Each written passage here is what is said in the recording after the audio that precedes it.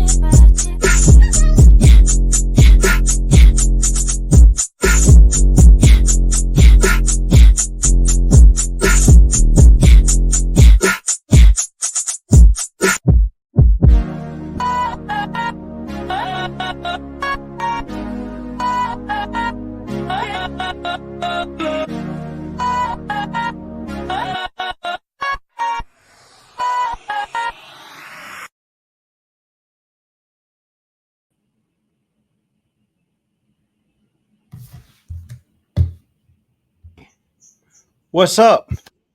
What's going on, man? Ammon McKinlay, my buddy, man. What's going on, man?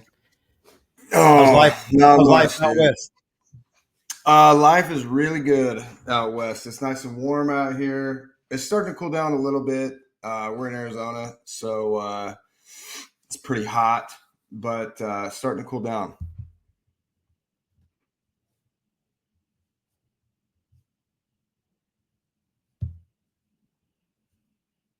I lost you for a second there. I can't hear you now. Here we go. Yeah, I hit a button I wasn't supposed to hit. Oh, no worries. Good deal, man. Well, how's the family? Family's good. Wife's doing great. My 6-year-old Dax, he's in jiu-jitsu, learning piano, doing school, just crushing it. And then our 2-year-old, he's just tearing it up all day, every day. So can't complain. Awesome, man. Well, we miss you. You came to South Carolina and made friends, and then just said, "I'm out, dude." Just like that. Yeah, I miss South Carolina too, man. It's it's such a beautiful place. We would have stayed if it wasn't so far away from our family and everything. But it is a special place out there for sure. Well, tell me about your family. Wife, 2 boys. Yeah. So my wife's name is Chelsea. We met at church in Utah. We're both Mormon, and she's actually from Buffalo, New York. I'm from here in Arizona, and just kind of a weird circumstance. We met at church and didn't really it's not like sparks flew right away or anything, but started hanging out a little bit. And after we hung out for a while, we were like, dang, we kind of like each other. And then within a couple of weeks, we were like deeply in love and ready to get married. So it kind of went from like 0 to like 10 over the course of a few months, then went from like 10 to 100 in like 2 weeks. So after that, we got married pretty quickly, had our first kid like 11 months after we got married. So we got pregnant with Dax pretty early on. And then between Dax and Houston, we had some trouble getting pregnant, dealt with a couple of miscarriages, which was really rough. And then we had Houston while we were in South Carolina, and we had gotten pregnant prior to moving to South Carolina. We were really excited about it. But then when we got there, a few months after we got there, we found out that he had spina bifida, which is a opening in your back where your back's not fully sealed in the womb.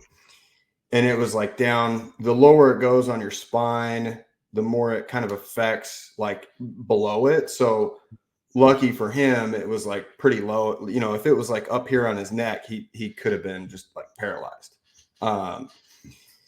But lucky for him, we were on the East Coast. We were talking about this earlier, how kind of everything happens for a reason. Lucky for him, we were on the East Coast. We got referred up to Philadelphia to the best surgeon in the world to fix spina bifida, or at least stitch it up. You don't ever fix it, but he stitched it up and came out of the womb super healthy, super strong. He'll have some like lifelong issues. He's got kind of issues with his bowel movements, and he doesn't have the most feeling in his feet, his toes, and his calf muscles. But we don't know to what extent yet until he'll be like 4 or 5 and can actually like communicate with how he's feeling and everything. But anyways, that's our story in a bottle. I guess 2.5 years ago, almost, we moved back out here to Arizona when I took this job with Closers.io. So was out there, South Carolina, for 2 years. Prior to that, I did all kinds of sales, digital marketing, door-to-door roofing, even some software. And then went out to South Carolina for Fueled and roofing.com. And hold on, let's be honest. You moved here until you could accomplish all you could, and you got 2 interceptions on me in a game, and that you had peaked out. Like there's nowhere to go from here. Yeah, dude. After that game where I picked you off twice, I also tore it up on offense. Let's not forget. Yeah. After that game, I was like, I'm hanging up the cleats in South Carolina. I've never in my life, of all the years of tackle football, flag football, you name it, probably played quarterback on 26 different teams, maybe altogether. And I've never thrown 2 picks to one person before. So that might get you into the Hall of Fame. I don't know. For me, dude. And to make it even worse, I was pretty chunky back then too. I was a lot chubbier than I am now. So you got picked off by a fat guy. Truth be told, I was picking on you a little bit because you were chubby, and it took me a couple of attempts to realize, don't mess with that dude. Yeah. Might be fat, but that boy can move. Well, tell me about, so you got out of college, and then how'd you get into sales? Well, so after I graduated high school, I just was kind of a knucklehead, and I got a job installing ductwork and air conditioners for an HVAC company. I was making $9 an hour doing that, working my face off all day. And then I went on a mission for my church and came back, and it was like, yeah, dude, I want to play football. I want to go to college. So I had a connection with my uncle up at Idaho State because he lived right on campus, worked at the ortho clinic for the sports teams over there. So I had kind of a connection, and walked on in the spring, and I was out of football for like 3 years at that point. Tried to get in really good shape as much as I could in like the 4 months between when I got home from my mission to then. And honestly, dude, it was just a different ball game. It was high school football is not college football. Even a 1AA school, like I just actually, funny enough, in the weight room, I actually stacked up pretty well with all the other running backs. Even speed wise, like my 40 time wasn't like really bad compared to theirs. But then when we stepped on the field, dude, it was like very clearly I was not a D1 running back. Like I just wasn't there. And it was like, you're not going to be, dude. So I ended up, after that semester, I hated school. I was like, screw this. When I was doing that, I had actually started doing door-to-door roofing sales prior to doing that. I started as an appointment setter, and because I had all the experience on my mission, I just crushed it setting appointments. And I started closing 2 months before I went to school. I was like, dude, I made really good money these last 2 months. Yeah. I'm paying for my whole college semester and then some, bought a car. I was like, dude, this is great money. And then I go to school. It's like, so much schoolwork. Football was a ton of work. And I was like, this sucks. All my money's gone. So I started in May, after football practice on Friday, I would drive down to Utah and sell roofs Friday, Saturday. And I was just making like $2,000 every weekend that I would go down there, maybe even more sometimes. And I started just enjoying that more than football. And I was like, when they cut me at running back there, you could try and come back and play safety in the fall. No promises. I was like, nah, dude, I'm good. I'm out. Didn't go back to school after that. I had no desire to go to college. I just was making really good money with roofing. And I thought, shoot, I'm probably going to be like the general manager, whatever, of this roofing company someday. It didn't work out that way. But yeah, that's kind of my story, how I got into sales. I just had to do something to make money between the mission and trying out for football again. Well, you got into a good industry in the roofing, because if it's was that, I'm assuming that was a storm market. Yeah, we were one of the only companies in Utah doing it as well. So it wasn't like Texas where like you can't throw a rock without hitting a roofer. Dude, we just ate it up. It was 2015 and 16. And there was a couple other companies doing like door knocking, but they couldn't even come close to what we were doing. And we just dominated because there was like virtually no competition. Was the company intentionally targeting like Mormon kids out of college? Because like you guys are known to be like, yeah. The owner was Mormon, and most of the guys that we recruited were my buddies from my mission. yeah. I actually had a kid that was in his very early 20s, a Mormon kid, knock on my door about 2 weeks ago from ADT. And I just finished doing a 5-hour workshop with the company. So I was like in full on coach mode. So I was like, all right, let's see what this kid has. And I just like wanted to listen to him. I didn't need his services, but the one thing that this tells me why it really reinforces why I'm so passionate about coaching sales. And I know you are as well, that this kid's out here sweating his, butt off. They drop him off at the front of the neighborhood. They're going to come back and pick him up hours later. And the way they arm him with the training is just, it's like I feel sorry for him. Like they're gonna blame him for not selling. And this is literally what happened, Ammon. You're not gonna believe this. When I go to open the door, and I've got an 80-pound pit bull. He's like 9 months old, but he looks super intimidating. But he's a big baby doll. But I wanted to add to the you know how that is when there's a dog hanging out the window, like looking at you, and it just adds to, how skilled you have to be to handle the situation. And he's not barking or anything. He's just like looking. So I opened the door, and I don't have a storm door on that front door. We hardly ever use it. And he's standing there, and he's literally looking at his phone. Like he's turned sideways like this. And he texts a little bit, and then he looked at me. And this is like 5 to 7 seconds, like, which is a long time when I opened the door and I'm sitting here looking at him, right? And I finally said, "Can I help you?" And he looks at me, he goes, "Oh yeah. So my name is Yeeves, or whatever his name was. I'm from ADT or whatever." He goes through his spiel. And later on, I cut him off because he went like a minute and never asked me a question, never like found out my name, like nothing. Like he just right into his pitch, man. He's pointing at houses and saying the wrong neighbor's name. Like that's not even the guy that lives there. I don't know where you came up with that name at. So he's going through his deal just the way I'm sure he was coached. And I finally said, "Look, man, like I don't need your services, but I want to help you out." And I said, so I started talking to him a little bit, and I said, you introduce yourself, but is it an introduction if you don't ask me my name? Because like door knockers and people that come out for home services, they always say, "Well, we're here to service our customers. We want to build relationships." Well, what relationship do you have if you don't find out my name?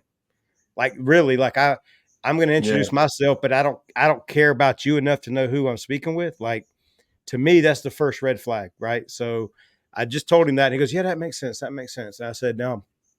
So we started talking a little bit. finally, he comes into my studio. He comes inside. It's hot as crap out there. I said, man, you want to drink? So we come in here and we're in my studio. I talked to him about 30 minutes. I basically gave him a little lesson, but he basically told me, I said, man, I'm going to tell you something, brother. I wouldn't like let a homeowner come to the door and you're on the phone. And this is what just absolutely blew me away. They tell him to get on the phone. They're like, Yeah. get on the phone and act like you're so busy that they're going to respect your time. That's And the same coaching I was given.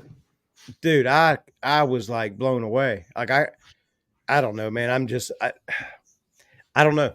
I mean, everybody has their reasons. I guess sales is kind of like religion or you know whatever. Well, You yeah, know, I don't think it's that's almost like you have necessarily a yeah. I don't think they that's they they have necessarily their beliefs and they just stick on it. And you can't talk them out of it. It's yeah. like It's definitely not something you're taught on the mission, that's for sure. But it is like door to door culture. It's like one of those like misconceptions that goes around that like here's how you posture yourself when someone opens the door. You stand super far back, you act like you're busy, and then you act all like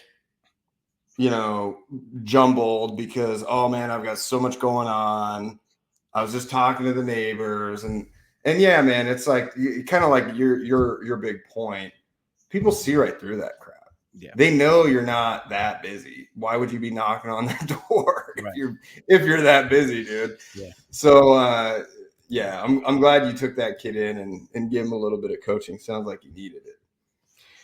Well, that's I don't know. That's my biggest thing is like nobody really taught me when I got into sales. I think I just figured it out. And a lot of the places that I worked at, there really wasn't training. They just said, here's our product, here's what we do, go for it, man. And it's like, it sounds like you've been at some different places that you've received like intentional training. I know when I got into roofing, they had a lot of the stuff there for me to check it out, but I literally got into 10 or 15 minutes of watching each one of the coaches. I was like, dude, I'm not going to do this. So like, I'm not going to watch it. Like, so, Yeah. I just went out there and did my thing, man. But, who would you say is the biggest, contributor to your sales success outside of your own work ethic and everything like that? Oh man, that's a good question. Because honestly, like I'm kind of just like you, kind of self-made. I didn't get a lot of training. Actually, I take that back. It wouldn't be the company that I worked for, but the person that I worked under when I started out in door to door. His name was Tyler Moses. If you're out there listening, love you, bro. He was dude, very like energetic closer. Like he's the type of guy that will sit on your freaking kitchen at your kitchen table for 3 hours and not stop talking just Right. until you sign up just to get him the heck out of your house. Right. So this guy, he was like that kind of closer.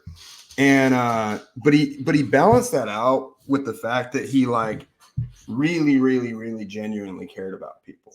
Right.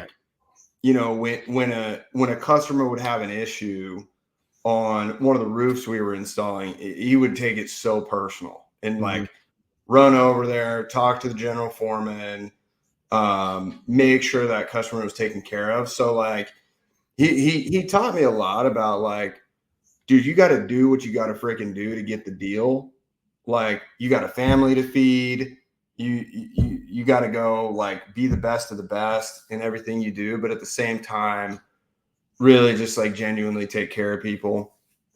So I wouldn't say I learned all the. I pretty much just took the things that he did really well that kind of jived with my personality and like what I thought would work. And like you, I just kind of figured it out. I never read a sales book until after I did 4 million in sales my first year on the Right. doors. You know?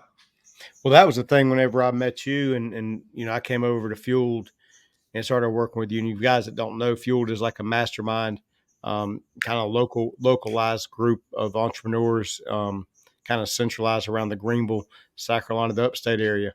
And so we were the two sales guys you were already running it and had been on it for a little while before I came on board. But um, man, what blew me away was like whenever I would talk about stuff or you would hear me talking to, a potential client or whatever, like you knew the technique I was using. I didn't even know it was a technique. Like, like, Yeah. like you're saying, yeah, that comes from so and so teaches that, or it comes from this book, or Zig Ziglar. I'd Yeah. never heard of Zig Ziglar before. Like you literally was giving me input on stuff that I was like, dude, I just sell. Like I just talk to people, and I mean, I Yeah. figured out my niche of how I go about doing it, but I didn't realize it was kind of like verification later on because of you, I started reading a bunch of sales books, and I've got, I mean, I got probably 60 books over here in this bookcase right here. And like I've really dove in and become a student of the science and the art of sales. But Mm. but it was really inspired by you, man. But it was just confirmation every time I got into those books. I'm sure you found the same thing. It's like confirmation from these people that have become famous doing it. Just they've already figured out stuff that we figured out on our own, and then Yeah. reading them talk about it is like, well, damn, I'm already doing that. Like it kind of gives you Yeah. confirmation that pretty good at what you're doing. Yeah. I mean, dude, I wish, well, shameless plug. I think the training that my boss Cole has put together is best sales training I've ever been a part of. But it was so hard to go through so many sales books because there's literally just like you get like one or two really good things out of a sales book and you waste hours reading them.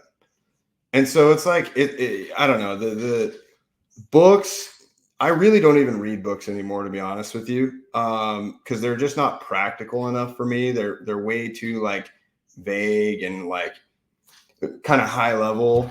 If there's something that really intrigues me, I'll read it. But it kind of sucks how you have to go through so much material to get like two or three really practical, applicable things. And so that's kind of an issue. Like to your point, we got really good, both of us, without reading any sales training or anything.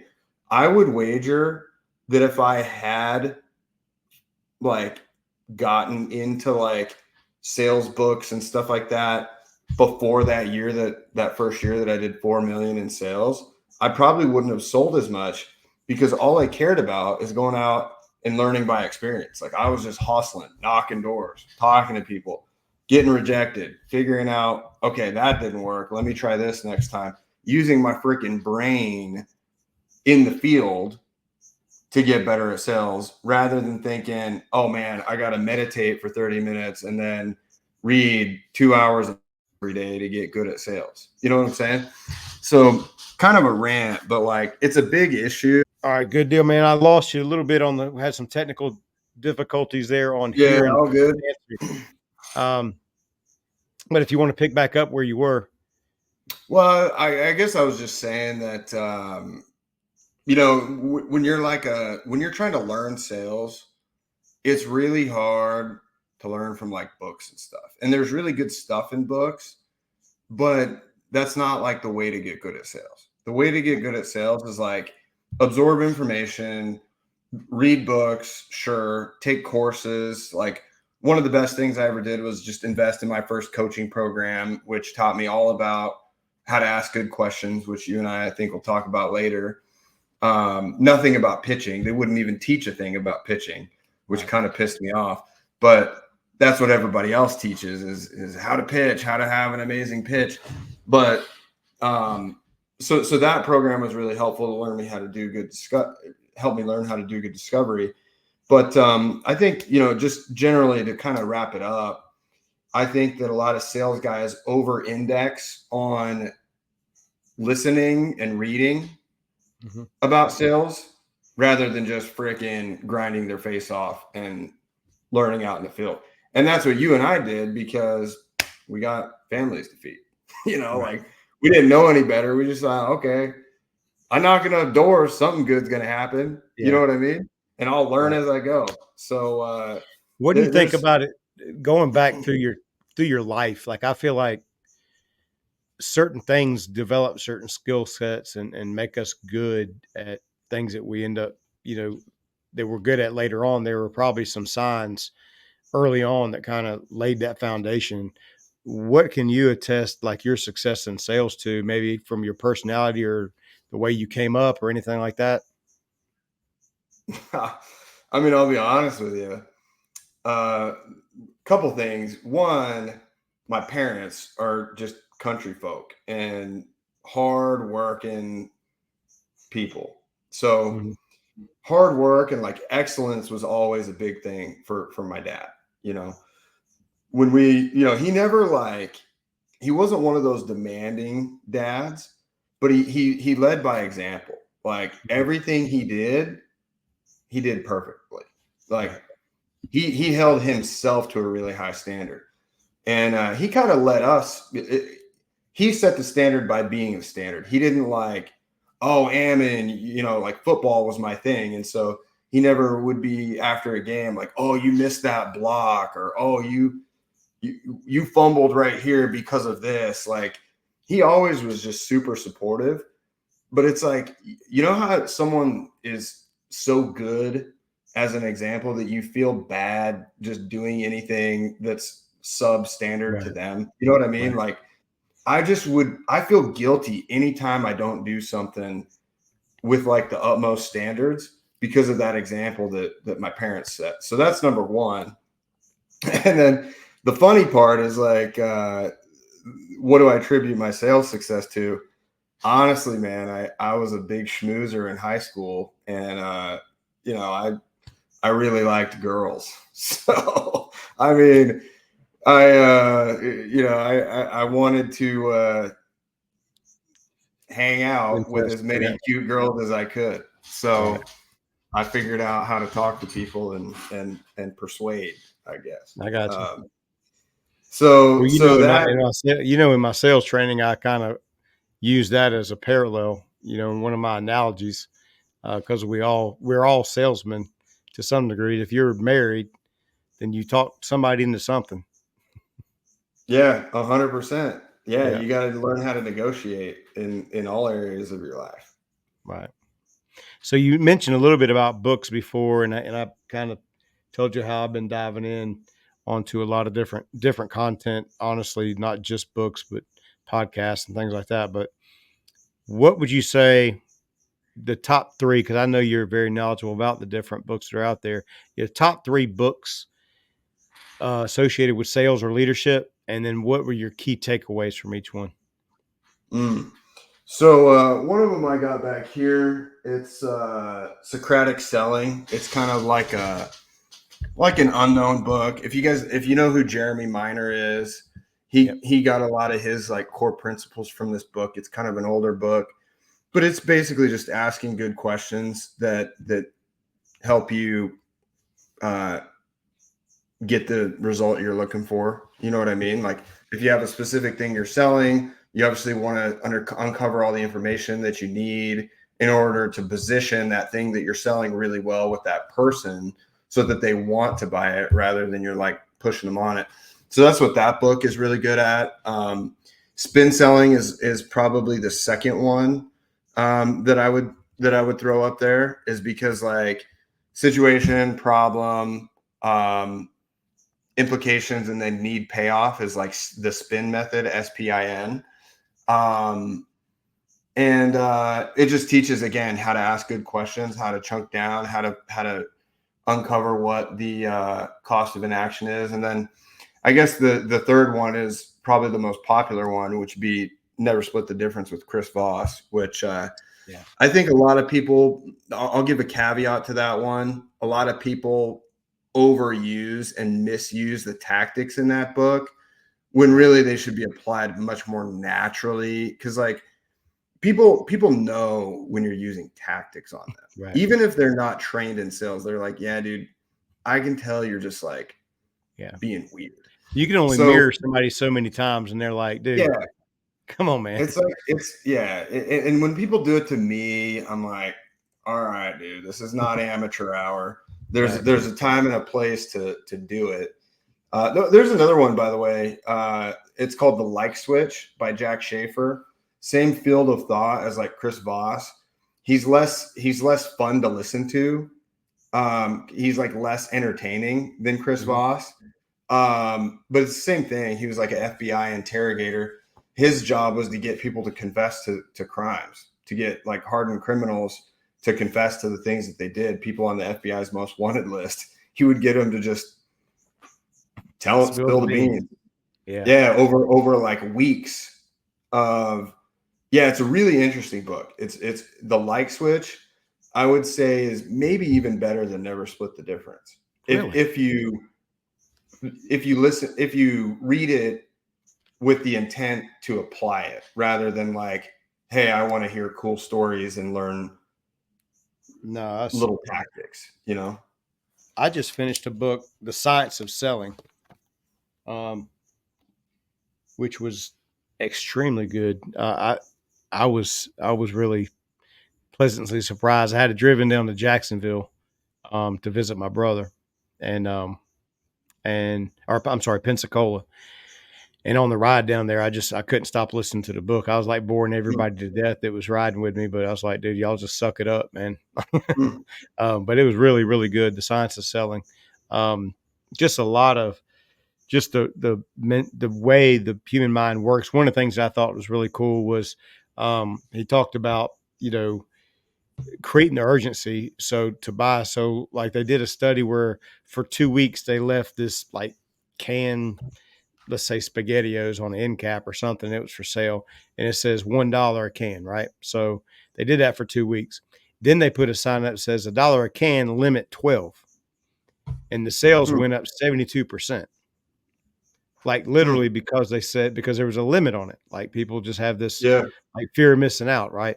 That was a pretty cool but there's so many examples, and I think you'll find it interesting because there's so many tests. It was like another one was whenever they had a company, and this study was done originally in the 30s and they've redone it 3 or 4 times, but where there were employees and they were trying to figure out ways to make them more productive at a plant. So they said, okay, well, we're going to give them extra breaks, right? And then we're going to extend and don't give them extra breaks, but then just give them a 2-hour lunch break, or give them only work 4 days and don't have the 5th day off. Like they kept changing all the different things, right? But every time they changed it, it went up. Even when they went back to the original way, it still increased. Like it increased. And the reason was because everybody knew that they were being watched. Like they knew that it was a study and they were seeing if they were being more productive. So it's like, it's just kind of goes back to it. The way it tied back into obviously what we do is so it seems like, and Chris is kind of something, it's amazing when you hear all these different books and these different techniques, how a lot of them tie back into each other. But basically it was almost like Chris Voss. I could hear it in Chris Voss's voice as this guy was saying it. So it seems like today might not be a great day, or it might not be a great time for us to talk. Would there be a better time? And then they inherently, because now they know you're paying attention. Now they say, no, it's a good time. And then it just snaps them out of that, negativity or whatever. So just really There's cool. A couple other I want to mention. It's actually the guy who kind of spawned all this like Chris Voss stuff. And Chris talks about him in the book. His name is Jim Camp. There's a book called Start with No. That's really good. And then that guy was the coach to the guys who I hired for my first coaching program. And again, dude, it's all about discovery. It's all about asking good questions. Every good sales book that I've read has been about asking good questions. And then pitching, a lot of people are like, I could go into that, but because most people do it very poorly. But the foundation is being able to ask good questions. You can't do that, you suck. So, and that's, again, whenever I came up with the acronym for Be Reals, relate, educate, ask, and listen, and asking questions was the big component of that. And like literally, I did not realize that was such a main line for all sales techniques. I thought, Mm. I just figured out something. And I'm not saying other people didn't figure it out, but I thought it was cool when almost every salesperson I research now, like, always talks about asking good questions and discovery and how to frame questions and all those different things. So that's pretty cool, man. So, Yeah. so what do you, I guess you've kind of answered this, but it may be something else. So I'll go ahead and ask it anyway. But what do you think is the biggest gap in sales training today? Like, where are people missing it? I think there's no clear methodology. There's a few guys who are doing pretty good at it, at like teaching at least some kind of a framework for sales. But I think that people just kind of freeball it too much, and there's not like a clear process. So I think the biggest gap overall is like a clear process for there's three phases of the sale. There's the discovery, there's the pitch, and then there's the close. And very few companies have like any semblance of a flow from how do we do discovery, how do we pitch, how do we close. Like probably 95% of companies just kind of wing it. Right. Either they might have a process, but it's very like terrible. Right. It's not based in like good principles. So if a company, and I know you deal with a lot of companies and trying to onboard companies to sign up with you guys, and I'll let you speak on that here shortly. But like, if you're an individual salesperson out there just trying to figure it out, what would be your advice to someone individually that may not be at a company or maybe at one of those companies that doesn't have the greatest system in place, and they can feel that, like that kid that was on my door a couple of weeks ago? What would be the thing that you would recommend on them focusing on in order to improve? Like, what's the key component? Well, if you're going to read books, read those books that I just recommended. If you're going to go the cheap route, read books and then watch YouTube videos from really good sales trainers. And I would honestly stay away from the bigger names in sales training. I would try to find something industry specific to whatever you're selling. So if you're selling roofing, there's a couple good guys out there. Ken Yachts, Adam Bensman, I think does a really good job. Ryan Groth, like you want to find people in your industry that have mastered like a good process for that industry.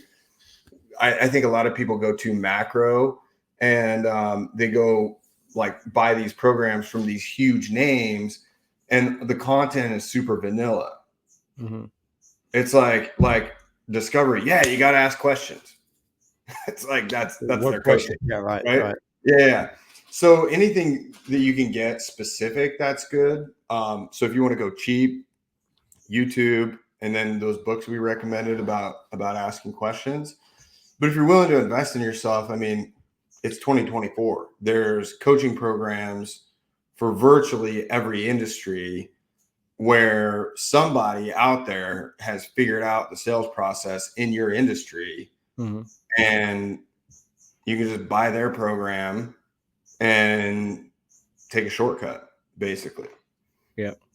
So, well, and you see a lot of people, I hear a lot of people say this in some of these group chats that I'm in, and I end up, just because of my recent work history, I've landed in a lot of roofing of groups, and one of them's like a door knocking, and I'm in a few of them. But when somebody comes on there and they're humble enough to ask for, hey, who's somebody good that I can go to for coaching, and then all these veterans that I'm sure are pretty good at sales themselves, they just come and say, dude, just go do the work. You don't have to pay nobody to go figure it out yourself. And that's wonderful, except for everybody isn't Michael Jordan. Like, everybody don't just figure it out. Like, some people need coaching. They need a system. They need a process. And somebody needs to pay the dummy tax, man. Like, let somebody else pay the dummy tax. Like, somebody else figured this out. Give me the shortcuts. Like, right. So many times, yourself, there's small things that we say or don't say in the process leading up to the closing opportunity that you just you just screwed the deal up. One of the things that my pet peeve, and you know this, is like I can't stand saying that you give a free roof inspection. It absolutely drives me crazy. It Yeah. does, like because if I can stand in a stadium of 70,000 people before an NFL football game and get up there with a microphone and say, everybody complete this sentence. Nothing in life is, and then everybody, 70,000 people are going to say free. Why is that a saying? Like, why is that a Yeah. saying? It's a saying because people have used that term so many times. People understand there's a hook on the other side of it. So just like little things like that, that whether it manifests itself as an actual objection or they just kind of bury it back in the back of their head that they're just thinking negative things. Like, why even go that way? Why not substitute Yeah. that word and go a different way? But we're creatures of habit, and we print free roof inspection on the side of our trucks and put on all of our brochures and our door hangers. So we just think that's the way to do it. But I just like going that extra mile and just figuring out how putting myself on the other side of the door. Studying defense. We talk about sports a little bit, but Yeah. what is a defense? How does this formation or this personnel package or that motion affect the defense? So I've applied that to sales myself, and there's just certain things that just drives me crazy. But yeah, the dummy tax is what you're trying to cut out when you hire those trainers. Yeah. How would you define the concept of value in a sales context? Is it subjective or objective? It's 100% subjective to the person that's buying or the person that's in a position to buy. I wouldn't say it's objective at all. Because human beings aren't objective. They're subjective, I mean, think about it. We'll just take roofing, for example. You're sitting in my house. I'm a dad. I have 2 kids. I got damage on my roof, but I'm freaking hungry. I want dinner. So there's something that's subjective that's affecting your sales presentation right there. I'm hungry. I don't want you in my house. I want to eat my dinner. So that's not objective at all. Right. The other thing is maybe I got in a fight with my wife that morning, so I'm kind of grumpy. There's another subjective thing. I'm not in a good mood. I got to get my son to basketball practice in 2 hours. So I'm sitting here calculating, okay, I got to eat dinner, and then I got to get my son ready for basketball, and then I got to drive him there. So like if I meet with this door-to-door guy, I'm not going to like even be able to eat. So that kind of pisses me off. So I'm really frustrated that this guy's here right now. So like, dude, you could just literally say, I'm giving you a free roof right now. And I'd be like, bro, I don't want it right now. Right. You know what I'm saying? And so a good salesman would ask questions and know how to work his way around that. But yeah, dude, like it doesn't matter. You could say, dude, I'm going to give you a free Tesla. I might not care. I might be like, bro, I'm starving. I want to get my son to basketball practice, get a good night's sleep tonight. Come back tomorrow and give me that free Tesla if you really want me to have it. Right. So yeah, I mean, I think it's purely values in the eye of the beholder, just like beauty is in the eye of the beholder. And that's why you got to ask good questions to know what's valuable to somebody. So you can position your offer correctly for them to be like, oh yeah, that's exactly what I'm looking for. Right. So let me ask this. Do you think salesmen are kind of like, are they taught to sell, or is it an innate talent? I think it's a learnable skill. I think there's people who are just not destined to figure it out. Like I've done enough coaching calls with sales reps at this point to know that there's just some people who are not cut out for it. Right. They don't have the learning curve would be too steep. They would have to change a lot of things about their personality, about their habits, about their mindset, that it's just not like reasonable for them to get good at sales. So, but also on the flip side, it's not like there's a certain type of person that's built for it. Cole, my boss, is a perfect example. The guy's super introverted. Yeah. Doesn't like to travel, doesn't really, I mean, he enjoys going out more now than he used to, but dude's the best closer I've ever met in my life. And he's not anything like Grant Cardone or any of these big, like, charismatic sales trainers that you see. He's really the exact opposite. He's very focused, very practical. But I think the one thing you have to be good at sales is you have to have, Cole calls it resolve. Like, you have to be resolute about what you're doing. You can't waver. Mm-hmm. You have to have 100% resolve. And even then, like I said, there's still people who are just not cut out for it. As much as they want to be good at it, they're just better off not doing it. But so I don't know. I can't really put a number on, like, hey, what percentage of people do I think could do sales? I think if it's something you want to do, you try it, you bust your butt, see if you can figure it out. If you just can't close, do something else.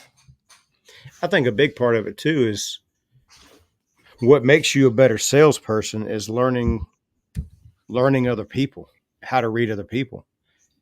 Like, it's not necessarily all about what you, it's going back to the sports analogy. Every Sunday for 23 years of coaching high school football, we spent 8, 9, 10 hours studying the other team. Yep. Well, we're not studying our own offense. We're studying the defense, like where their weaknesses, where their strengths. So all of our focus was on the other side of the table. Right. Yep. And if we approach sales that way, I do think that this is something that a lot more people would be successful that tend to think that they're not being successful because they think it's just their delivery that isn't right. They're just not molding it around and conforming it to the person sitting in front of them because, situation dictates strategy. And we're not finding out enough of the situation to know how to dictate the strategy. So we're just coming in with a general game plan and thinking that it's our game plan. No, it's just you're not adjusting to the situation. So how do you go ahead? No, go ahead. I think my response will tie into your question. Well, I was about to move on to another question. So all right, I'll make a point there because last 2 years at Closers, I started a role where we help with sales for sure, but I was like the new guy. And so I got all kind of like the quote unquote crappy clients that they don't have any leads. And so you got to figure out how to help them get leads. And so, dude, I had to learn a lot about direct response advertising very quickly. Like, how do I send someone a 2-minute ad and get them to book a sales call? And if you want to get really good at sales and understanding people, marketing is a really good thing to learn, direct response specifically, because when you write a good ad, it's because you're channeling someone's desire that was something they already want. You're not like pitching them. A lot of people think marketing is like, hey, look at this shiny thing I have. It's so cool. Here's all the cool things about it. When really all you're doing with marketing is like figuring out what those people that you're targeting actually want and then serving them like an undeniable thing. Like the reason our offer works so well. And this ad has worked for 4 years, man. 4 years. Took us from 3 million a year to 20 million a year to 36 to 48. And basically off of one ad, there's a couple others now, but we'll place a proven salesperson in your company. And if they don't perform in the next 30 days, you don't pay.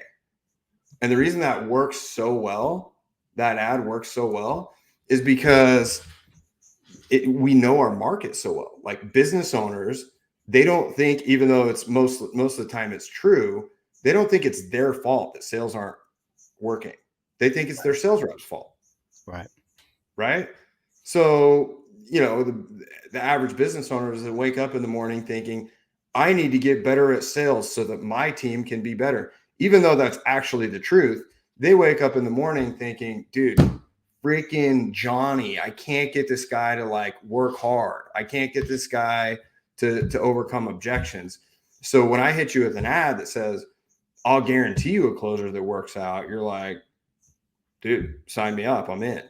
And so marketing is actually just knowing what people want. And it's funny, dude. A lot of people who have big businesses will send me ads. And I'm like, dude, this sucks.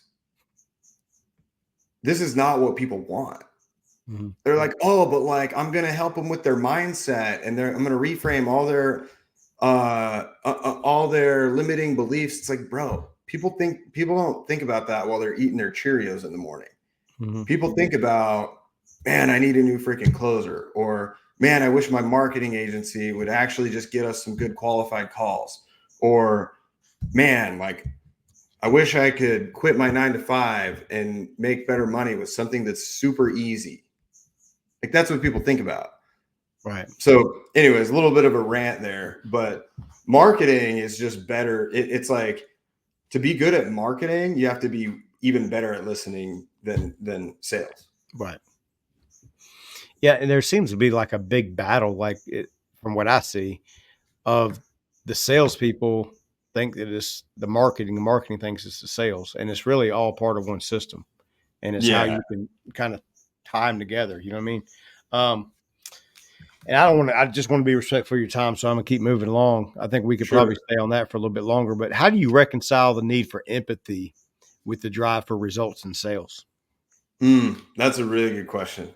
I coach on this a lot actually with sales reps because, most people, dude, they're good people. They want to like do right by other human beings. Most people are not looking to go out and like screw somebody out of their last 10 grand. You know what I'm saying?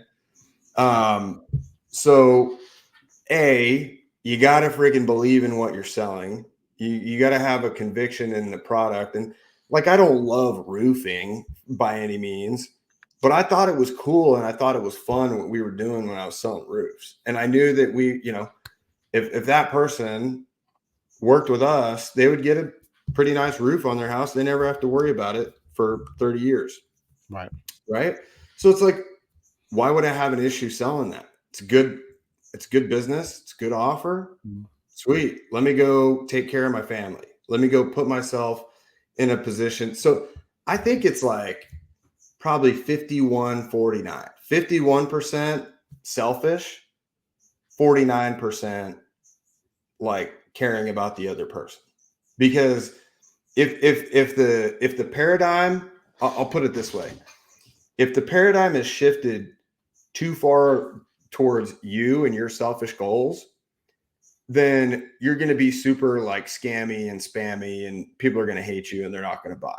Or you're just going to make every promise in the world that you can't keep to get the deal, and then you're going to end up with a bunch of refunds and pissed off clients, right?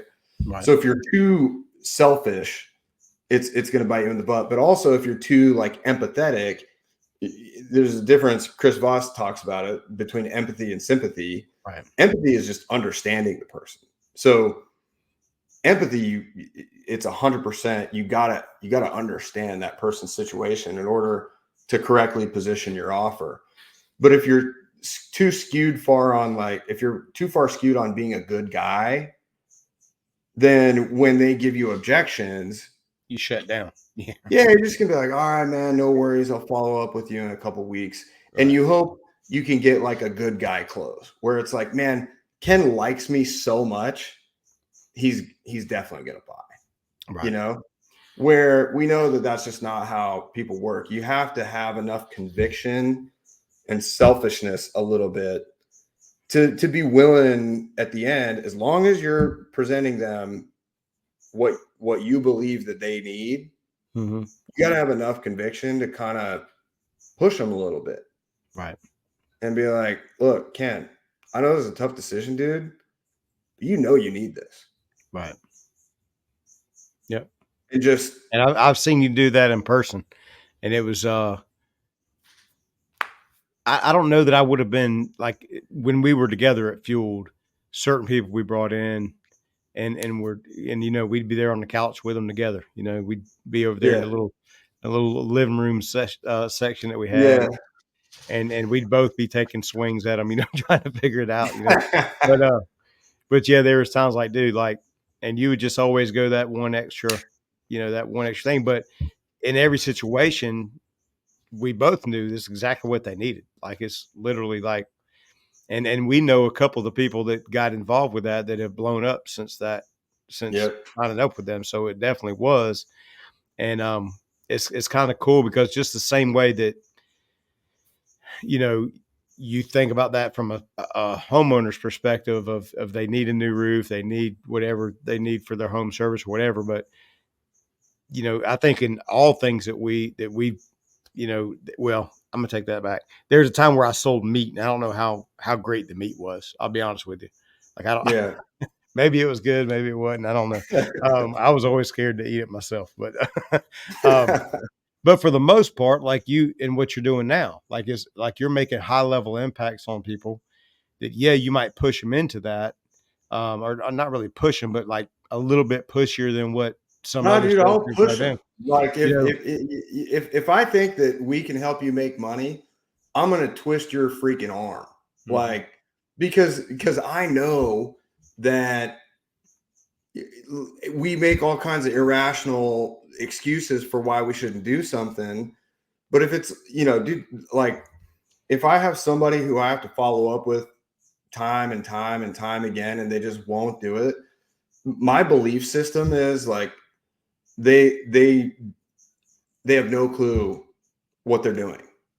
They're not making a good decision by not doing this. And right. so I take that mindset into my follow up. And dude, I even make fun of people sometimes. Only people I have good relationships with. But like, if I've got really good rapport with someone, I'll like make fun of them.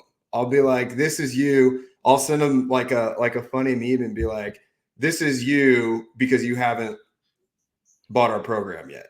Wow. And so I'm not afraid to like push you if I know it's the right thing for you. Well, that goes back to So coaching. Like again, I yeah, feel.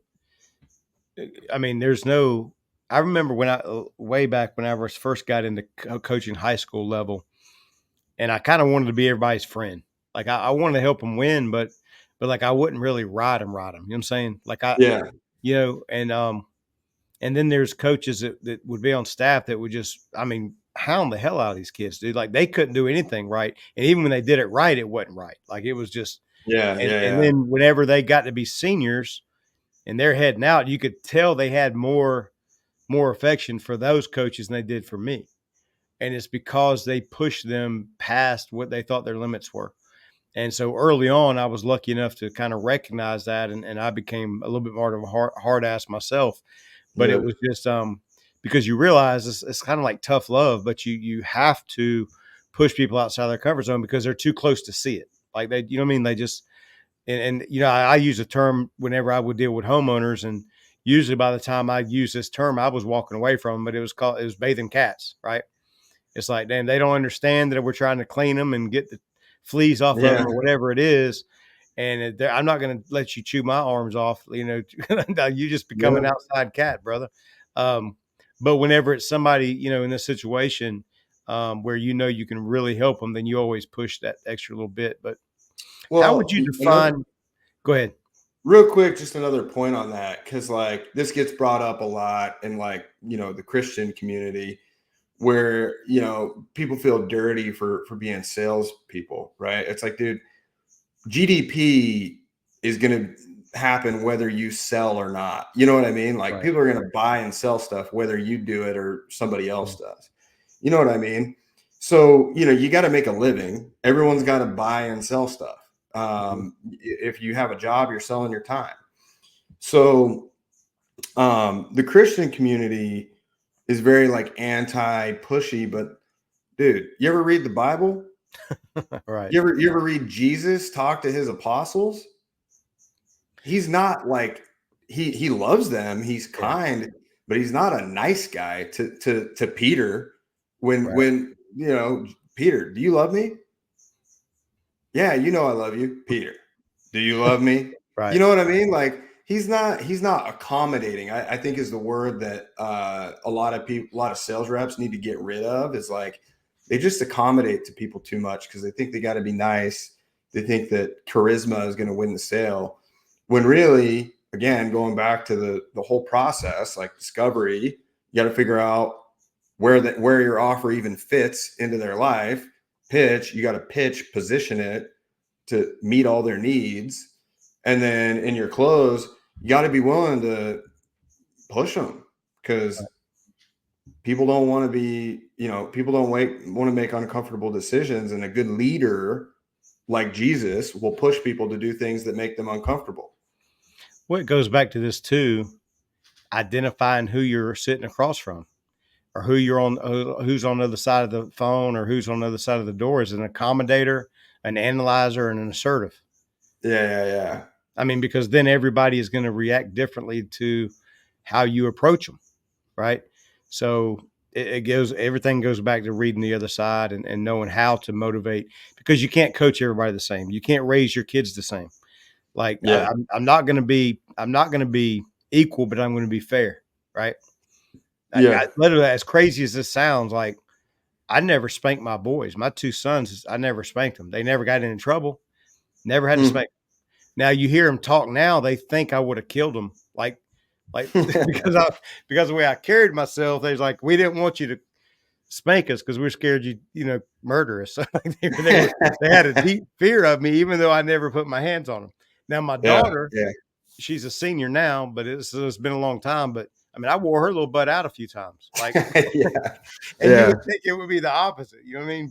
Right. But you can't, and you can't treat everybody the same. In relationships, you have different relationships with different siblings and coworkers, and it's no different in sales, man. You got to read the room, and you, again, going back to the really intentional listening, and asking the right questions is going to uncover those things. Which one of those three personalities am I dealing with, right?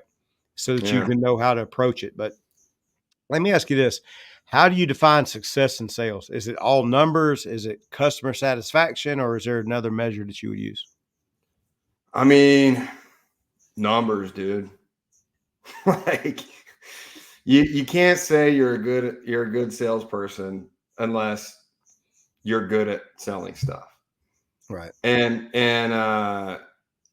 yeah, that doesn't mean that defines your success in life. It's just, if you're a successful closer, you close a lot of deals. So, and that's kind of what, I'll never say that I'm the most talented guy. It wasn't like a natural thing that came to me. The first sales job I ever did, actually, I freaking went door to door for solar for 3 months prior to my mission. And I went flat broke.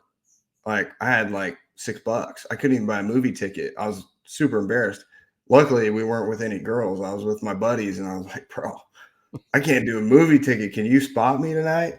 So, like, I went flat broke the first time I tried to sell. But anyways, going back to it, like, yeah, was I successful because I like had good intentions? No, you're only successful by putting up big numbers. And that's what really drove me, is like, I had that competitive spirit, wanted to be number one. And that's what always drives me. Like, my paycheck never makes me feel good. Like, Right. it's nice, right? Like, to get a nice big paycheck. But what makes me feel good is like, I beat everybody else on the team, Right. like, so I think, yeah, anyways, that's my answer to that question.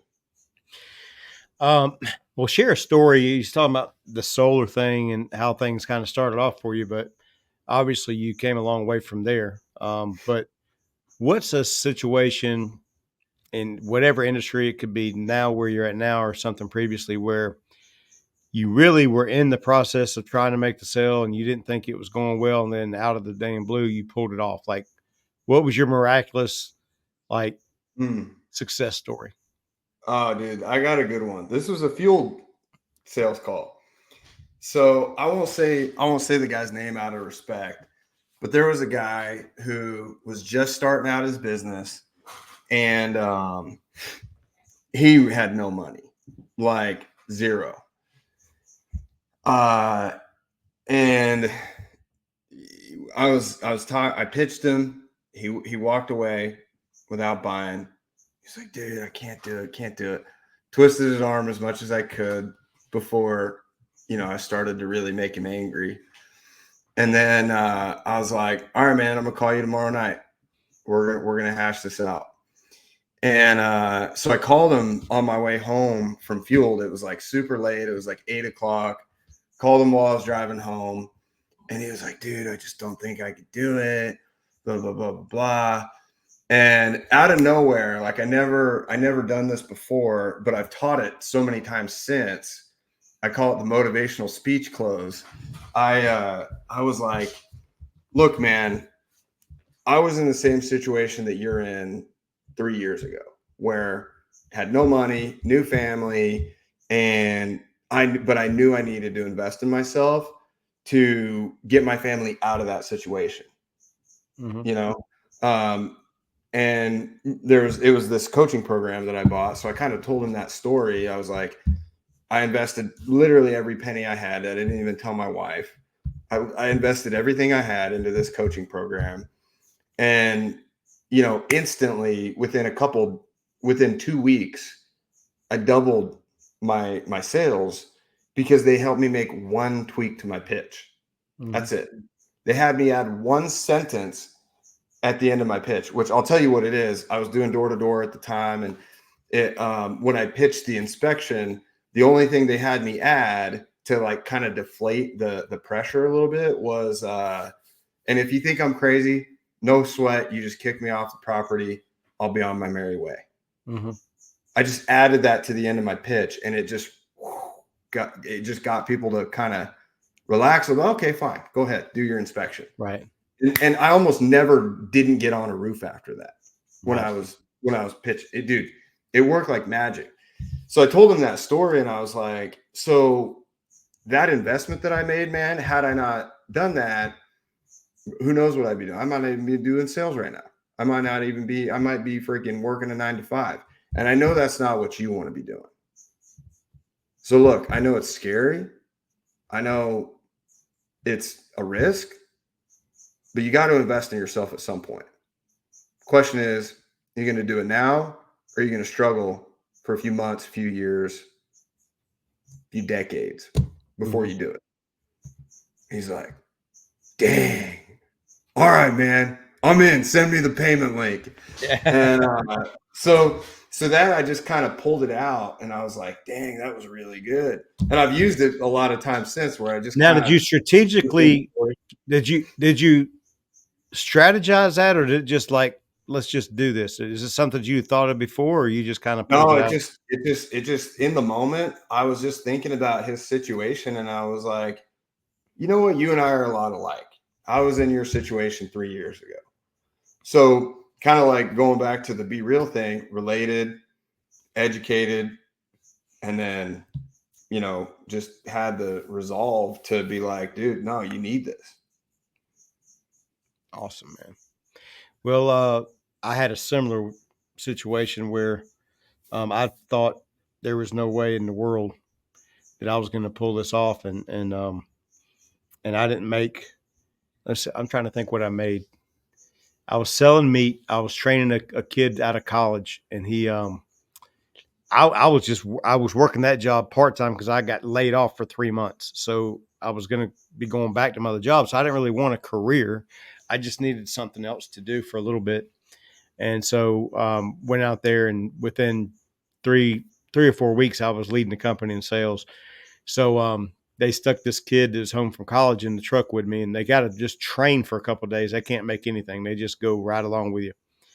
And we go out into this place. I didn't even have a sales. I didn't have a license to sell in this town, right?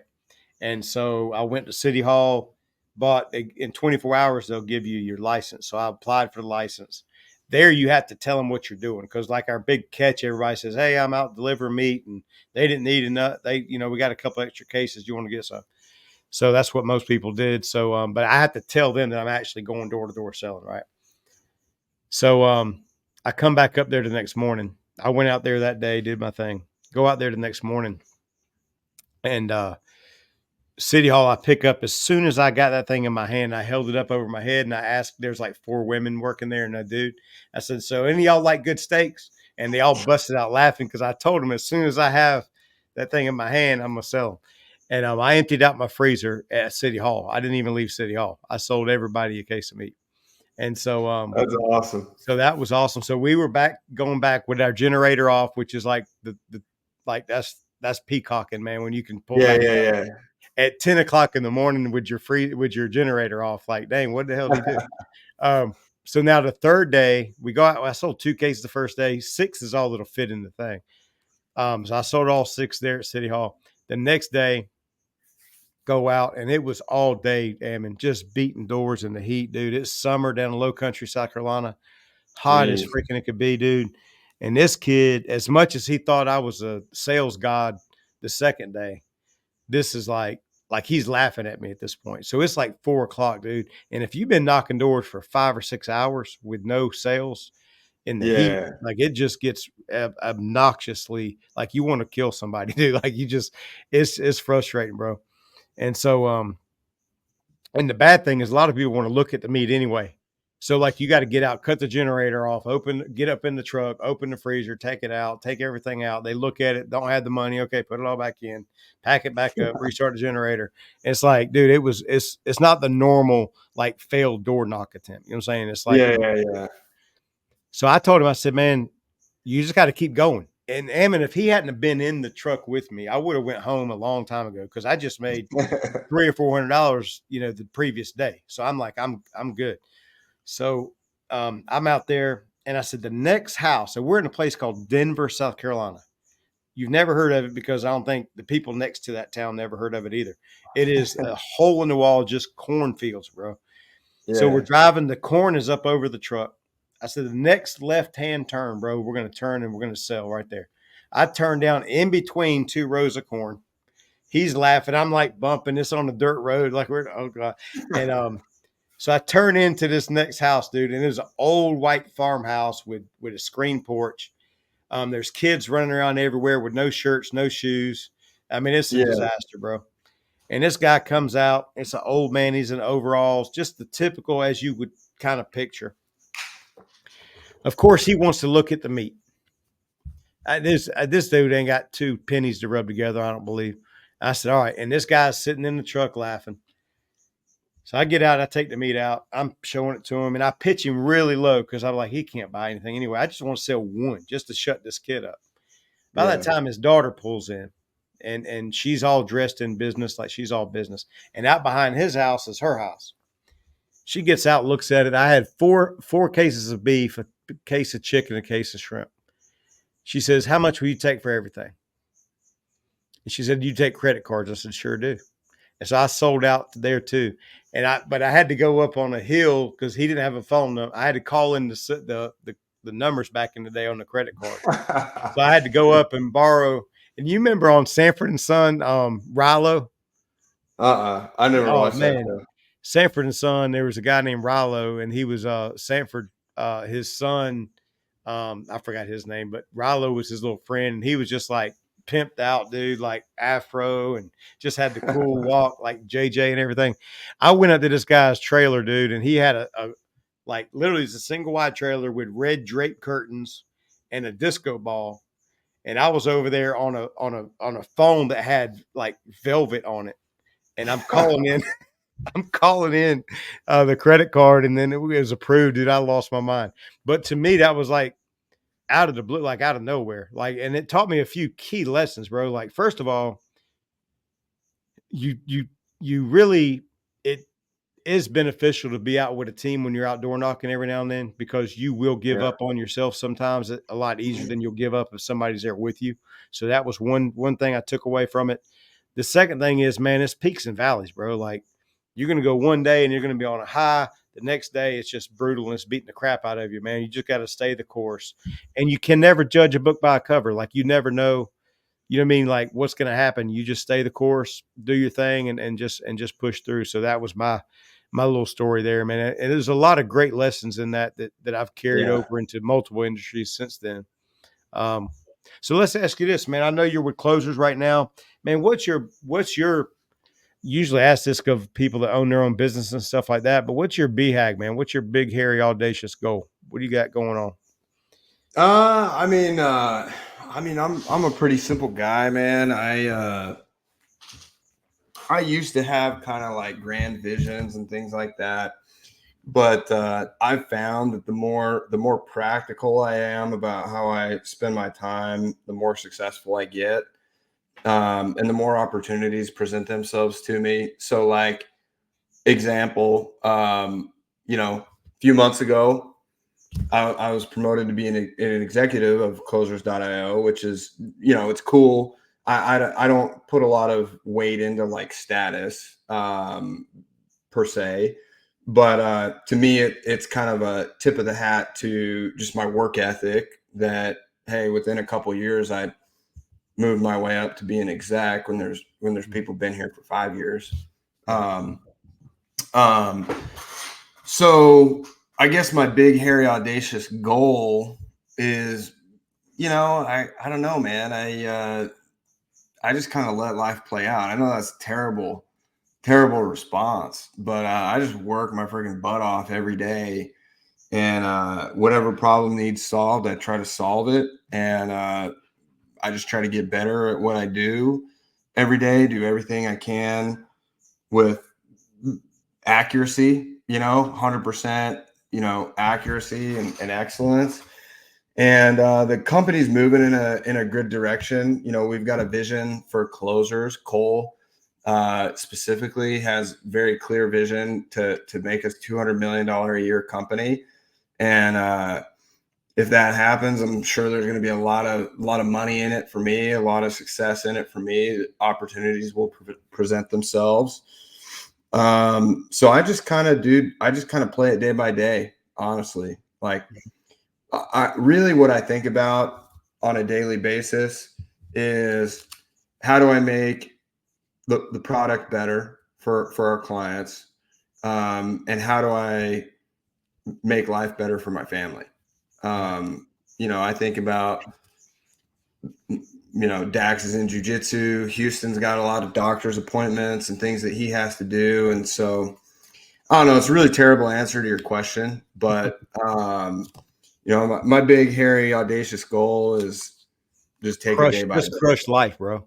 Yeah. Crush life, man. I just want to crush every day. If I can say at the end of the day that I crushed it, I'm happy. Good deal, so, man. And I think taking all that pressure off myself has helped me a lot, because I think that you've heard a lot of the when a couple of years ago I was super, I want to do X, Y, and Z. These are my goals. Mm-hmm. And I don't think it's wrong to have goals, but it like gets you too distracted on the future. And I think it makes a lot of people depressed, because you can't collapse time. And it takes a lot of time and hard work to get to where you want to go. And a lot of people are very impractical about their goals. They don't like track things very well. Right. So for me, I just track my numbers, work hard, and let life play out, man. You see that book right there? The Gap and the Gain? Yeah, man. Have you read that?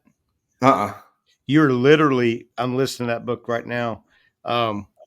You're literally saying exactly what that book is about. It's like you're either living in the gap of where you want to get to, or you're living in the gain from where you started.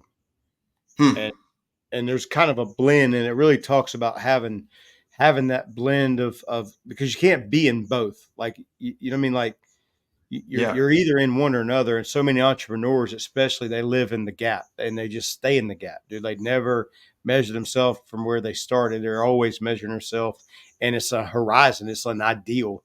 There's no way to reach that. Yeah. So it's just a continuous hamster wheel. And so it's just trying to level out and find peace and be intentional where you're at and be happy with where you're at.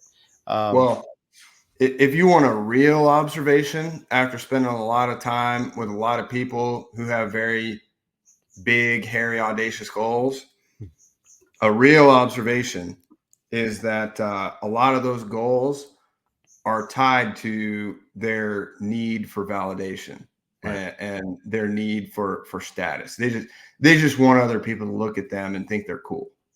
Right. So, and I have no desire for that. Like I love helping people. I love coaching. I love, and I wouldn't mind if I had a lot of followers and I was able to share good stuff with them, but that's not what I care about. My only desire is to, like I said, do my best every day. And a lot of these guys who are very, visionary, it's really because they're deep down, they're super insecure. Right. And they just want validation. And it's covering a lot of that stuff now, and I think I've come to that same understanding in my experiences too. One of the stories that's already been told in this book is about Trevor Lawrence, kid that played at Clemson. Now he's at the Jacksonville Yeah. Jaguars, and he made a comment um, not long after he was in the league that he could take football or leave it. It's like it's not. He doesn't Yeah. need that to identify himself. And like people lost their freaking mind. Like Jaguar fans and NFL fans in general, like, man, there's a guy that was in the running for Heisman, lost two guys in 2 games in 4 years in high school, 2 games in his 3-year career in college.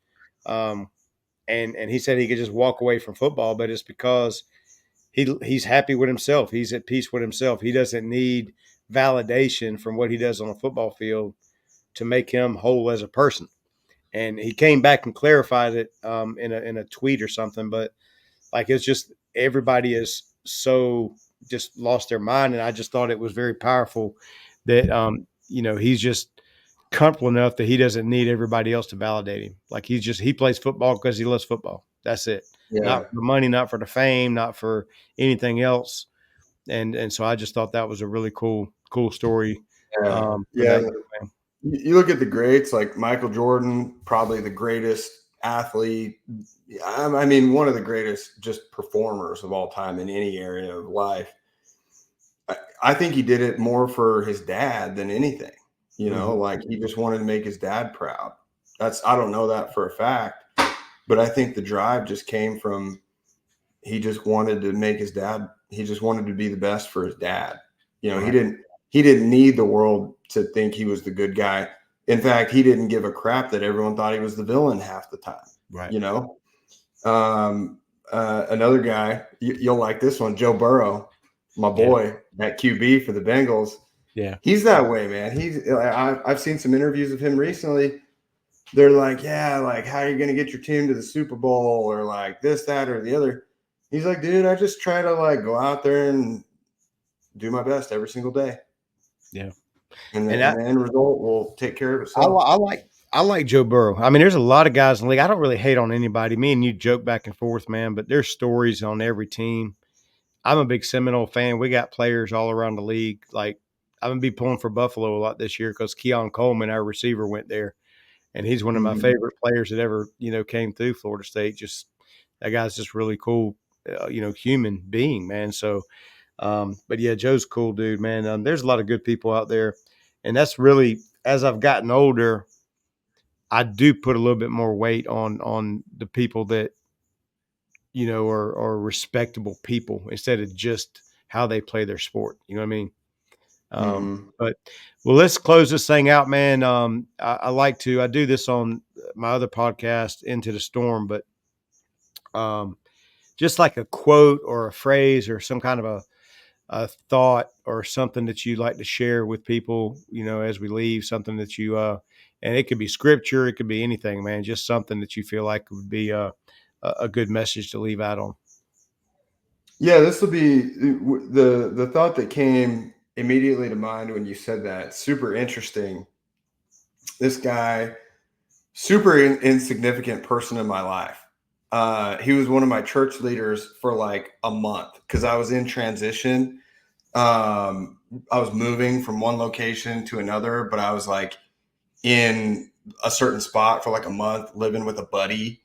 And I just had this random meeting with a bishop of my church, and he told me a story about how he tried to learn to play the piano. He started when he was 18. He's like, you know, I took a couple piano lessons when I was 18. He goes, I'm 57 years old. I'm still trying to learn how to play the piano. And I'm like, okay, dude, why are you freaking telling me this? And he goes, so, and actually I hadn't gone on my mission yet. I was going on my mission. And he goes, so the lesson there is, don't be like me. If you're going to go on a mission, go be a great missionary. Don't dabble with being a missionary. And the quote that he left me with, he goes, whatever you do in life, be the best at it. Go be the best missionary in the whole mission. Go be the best salesman in the whole company. Whatever you do in life, be the best at it. Don't be mediocre if you're going to decide to do something. And so that kind of ties back into like just trying to crush it every day. I'm not going to be the best billionaire. I'm not a billionaire, you know? Right. So why do I care, put myself in that category yet? I just want to be the best. Well, I'm the only person in my job now, but I want to be the best leader, want to be the best coaches, be the best, you know, I just want to be the best leader I can be in, on my team and with my clients. You can be the best 100-air. The best what? 100-air. 100-air? Yeah. Yeah. There's a lot. I'm probably not the best 100-air. That's for sure. Well, Ammon, man, I really appreciate your time, man. This is my first episode. It means a lot that you came on here. Yeah, I'm really try to honored. roll these things out, man, and you know, much respect, man. Like you really are. I still, even though you're across the country and you left me and we broke up for a little while, but um, and you're a Bengals fan, I'm gonna keep on. I mean, you know why all my stuff is black and yellow, don't you? Oh yeah. Yeah, you know. Yeah. Um, but it's coming this year. Y'all might catch us. I'll be honest with you. Late in the season, you're going to catch us maybe one of those two games just because we got such a tough schedule. But you know who your daddy is. Well, no, I Steeler don't. Nation. Steeler No, Nation. no, no. Look, the Um, Bengals have dominated the AFC North last really? 5 years. They won it one time. At least twice. Come on. Well, But man, I appreciate your time, Ammon. Man, keep crushing it, man, and stay in touch. And let's you know, I'm planning on coming out there. I've got a couple of companies I've been talking to about doing some training, so there may be some opportunity for me to come out that way. Maybe we can go hit some golf balls. yeah. Or I just come and we do some training together. Well, That'd be even both, more fun. both for sure, man. All right, man. Man, I appreciate you, brother. Yeah, thanks for having me on, dude. Yeah, man. Later, brother. Later. See ya. You're dark in here,